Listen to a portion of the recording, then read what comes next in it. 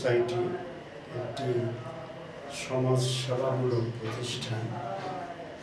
এই প্রতিষ্ঠানটির কার্যক্রম 1967 সাল থেকে বাংলাদেশে আরম্ভ হয়েছে। এটা গণতন্ত্রী বাংলাদেশ সরকারের একটি অনুমোদনকৃত রেজিস্টার্ড প্রতিষ্ঠান। এই প্রতিষ্ঠানের কার্যক্রম অনেক আছে, এর ভিতরে অনেক কার্যক্রম খুব সফলতার সাথে সম্পূর্ণ হয়েছে। বর্তমান যে কার্যক্রম আরম্ভ করতেছে একটা ব্যতিক্রম ধর্মী কার্যক্রম, শিশু বন্ধু প্রোগ্রাম। এই প্রোগ্রামে আমাদের সমাজে যে এতিম এবং দুস্থ ছেলেপেলেরা আছে, যাদের লেখাপড়ার কোনো ব্যবস্থা নেই, থাকার ব্যবস্থা নেই, এদেরকে নিয়ে এই কার্যক্রম। ব্যতিক্রম ধর্মী বলতে এটা বোঝাচ্ছি যে কোনো দুস্থ একাডেমি, এতিমখানা, হোম এরা যেখানে প্রতিপালিত হয়, সেখানে ওদের সামাজিক অবস্থান যখন ওখান থেকে বেরিয়ে আসে তখন একটা স্টিগমা থাকে, পরিচিতি থাকে, নেগেটিভ ইম্প্যাক্ট থাকে, এবং সেটা আমাদের প্রোগ্রামে থাকবে না। আমাদের প্রোগ্রামে এরা যেই পরিবেশে মানুষ হবে, ঠিক সামাজিক অবস্থানে সেইভাবেই তাদেরকে মানুষ করে গড়ে তোলা হবে।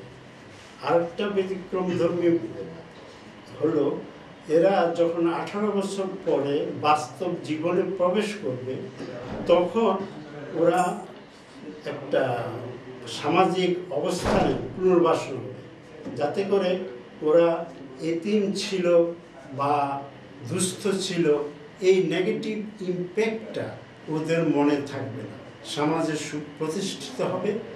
এইভাবে এইটাই আমাদের কার্যক্রম, এবং এর কার্যক্রমের মাধ্যমে আমরা চাচ্ছি আমাদের সমাজের এই গ্রুপটা যাতে করে সচ্ছলতার সাথে কার্যনির্বাহ করে জীবনযাত্রা করতে পারে। আমাদের পরবর্তী প্রোগ্রাম হবে প্রবীণ সিটিজেনদের জন্য। এই প্রবীণ সিটিজেন আমাদের দেশে খুব অবহেলিত।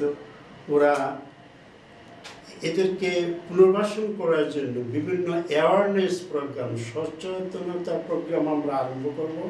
তারপরে আরও প্রোগ্রাম হবে পরবর্তী পর্যায়ে গ্রিন এনভায়রনমেন্ট প্রোগ্রাম। কার্বন, আমরা জানি সারা বিশ্বে এখন জলবায়ু নিয়ে অনেক প্রোগ্রাম হচ্ছে। সেই প্রোগ্রামের ভিতরে আমাদের দেশেও খুব এটাকে খুব এফেক্ট করেছে। সেটা হলো green ring rooftop program, rooftop gardening program. এই প্রোগ্রামের মাধ্যমে কার্বন ডাইঅক্সাইড মিনিমাইজ করে আমাদের ঢাকা বিভিন্ন শহর, বিশেষ করে বাংলাদেশের সমস্ত শহরের যে রুফটপ গার্ডেন হবে, গ্রিনেজ হবে, এটা আমরা পরবর্তী পর্যায়ে এই প্রোগ্রাম আশা করি পর্যায়ক্রমে। এরপরে আমরা চাকরি নয়, কর্মসংস্থানের জন্য আত্মনির্ভরশীল এন্টারপ্রেনিয়ার্স ডেভেলপমেন্ট প্রোগ্রামে আমরা হাত দেব। বর্তমানে আমাদের জনসংখ্যা, ইয়ং জেনারেশনটা অনেকটা কর্মসংস্থানের অভাবে মিসগাইড হচ্ছে। এদেরকে আমরা স্বাবলম্বী করে এস্টাবলিশ করব, এবং আমাদের এই সমস্ত প্রোগ্রাম পর্যায়ক্রমে একটা পর একটা চলবে, এবং এতে সহায়তার জন্য বিভিন্ন সংস্থা, দেশি এবং আন্তর্জাতিক থেকে আমরা পাবো আশা করি। এবং আমাদের প্রতিটা প্রোগ্রাম ইউনাইটেড নেশন অর্গানাইজেশন বা জাতিসংঘের কিছু নীতিমালা আছে, ইউনিসেফের কিছু নীতিমালা আছে, ইউনেস্কোর কিছু নীতিমালা আছে, আমাদের কনস্টিটিউশনে প্রত্যেকের চাইল্ডস রাইট, সিটিজেন রাইট, এগুলো সব আছে। এগুলো সব কার্যক্রমে আমরা মেনে আমাদের প্রোগ্রামটা চালিয়ে যাব, এবং এতে যারা আমাদের সাথে সহযোগিতা করবেন তাদের সহযোগিতার জন্য আমি খুব আনন্দিত হব। সবাইকে জানাবো যাতে করে আপনারা আসুন, আমাদের প্রোগ্রামে সহায়তা করুন। ধন্যবাদ।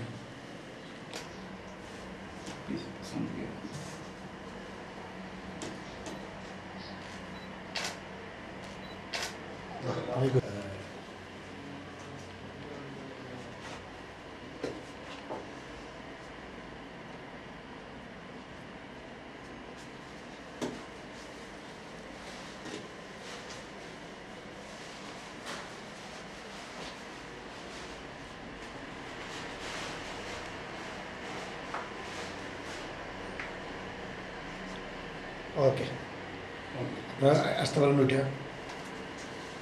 বার হচ্ছেন অফিস থেকে নিচ্ছি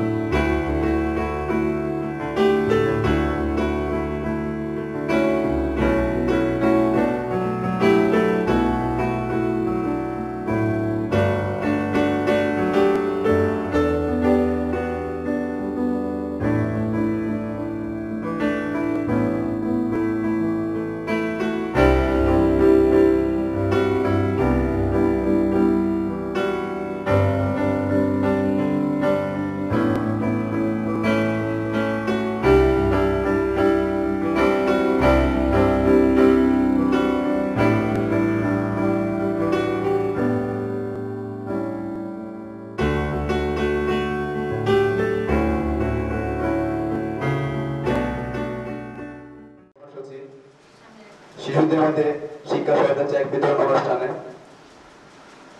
আজকে এই অনুষ্ঠানে সভাপতিত্ব করেছেন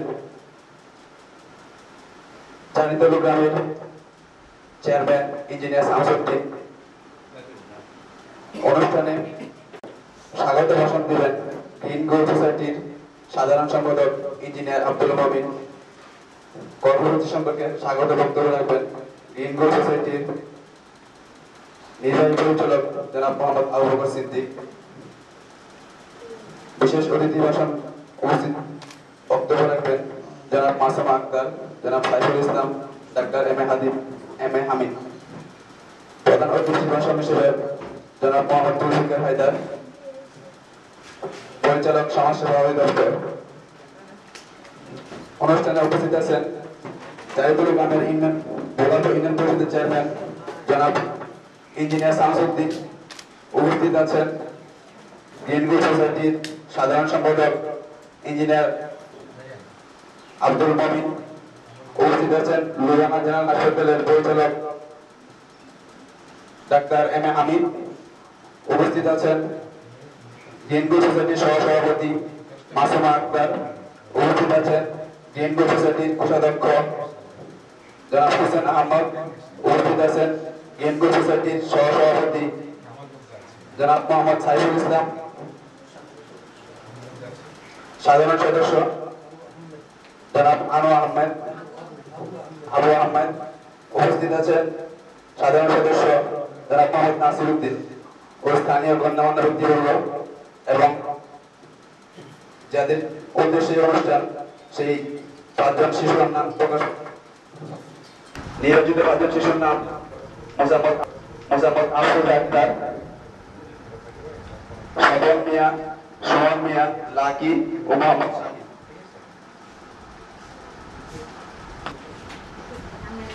পবিত্র কোরআন থেকে তেলাওয়াত করার জন্য আমি বিনীত অনুরোধ জানাচ্ছি মাওলানা মোহাম্মদ আব্দুল হাদি।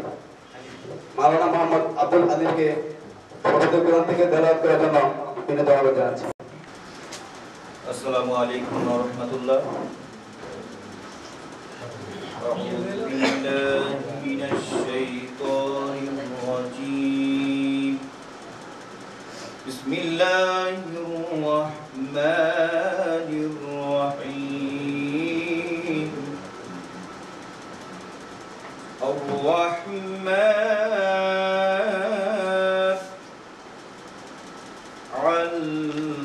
আল্লামাল কুরআন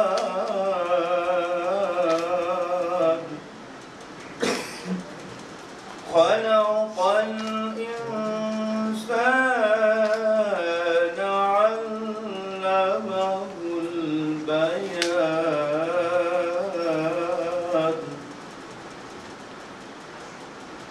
الشمس والقمر بحسبان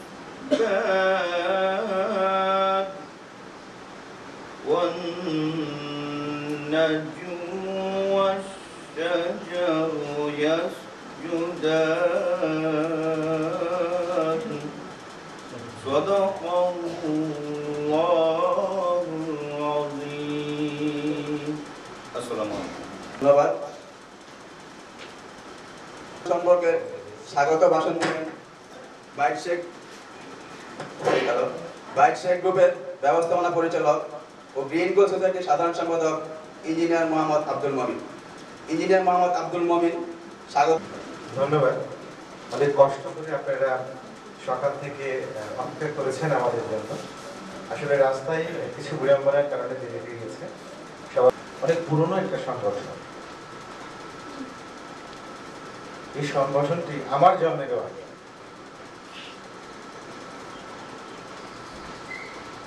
আমি এই সংগঠনটিতে এসে সংগঠনটির হাল ধরেছি। এই জন্য আল্লাহ শুকরিয়া যে আমার জন্মের আগের একটা সংগঠন আমি হাল ধরতে পেরেছি। আসলে ছোট্ট একটা কনসেপ্ট থেকে আমাদের এই যাত্রা শুরু। সেটা হচ্ছে যে প্রত্যেকটা মানুষের একটা সামাজিক দায়বদ্ধতা আছে। সামাজিক দায়বদ্ধতা বাবা যেমন সন্তানদের মানুষ করে, ঠিক আমাদের মাতৃভূমির জন্য প্রত্যেকটা মানুষের কিছু না কিছু করা দরকার। সেই তাগিদেই গ্রিন গোল্ড সোসাইটির সাথে আমার যুক্ত হওয়া। আসলে আমাদের মূল থিম হচ্ছে যে সমস্ত শিশু টাকার অভাবে পড়তে পারছে না, সেই সমস্ত শিশুদেরকে আর্থিকভাবে সহযোগিতা করে তাদের লেখাপড়াটা চালিয়ে দেওয়া। সেটা হচ্ছে একটা এতিমখানা করার। হয়তো আপনাদের থানাতেও দু একটা আছে, কি আছে না? স্যার বললো যে এখানেই আছে। ভাই বাবা নেই, অথবা মা নেই, অথবা দুজন আছে, বাবা মায়ের সমর্থন নেই। এতিমখানায় যায়, এতিমখানার তত্ত্বাবধানে তারা লেখাপড়া করে একটা নির্দিষ্ট সময় পর্যন্ত, 18 বছর।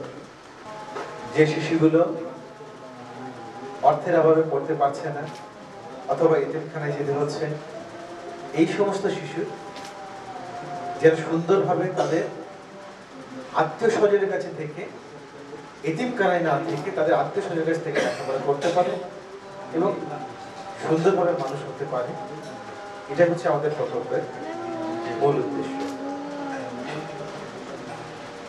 ধন্যবাদ সভাপতি, সবার ধন্যবাদ দিয়ে আমি বক্তব্য শেষ করছি। অনুষ্ঠান সূচি একটু চেঞ্জ করতে চাচ্ছি, যেহেতু আমাদের প্রধান খুতবা ইমামতি করেন, তা আমরা ওনার কাছ থেকে এই সম্পর্কে কিছু শুনে ওনাকে বিদায় করি। এবার বক্তব্য রাখছেন জনাব মোহাম্মদ ইকবাল হাসান, অধ্যক্ষ চারিদাল আলিম মাদ্রাসা। জনাব। আসসালামু আলাইকুম ওয়া রাহমাতুল্লাহ। ইন্নাল হামদুলিল্লাহ ওয়াসসালাতু ওয়াসসালামু আলা রাসূলিল্লাহ।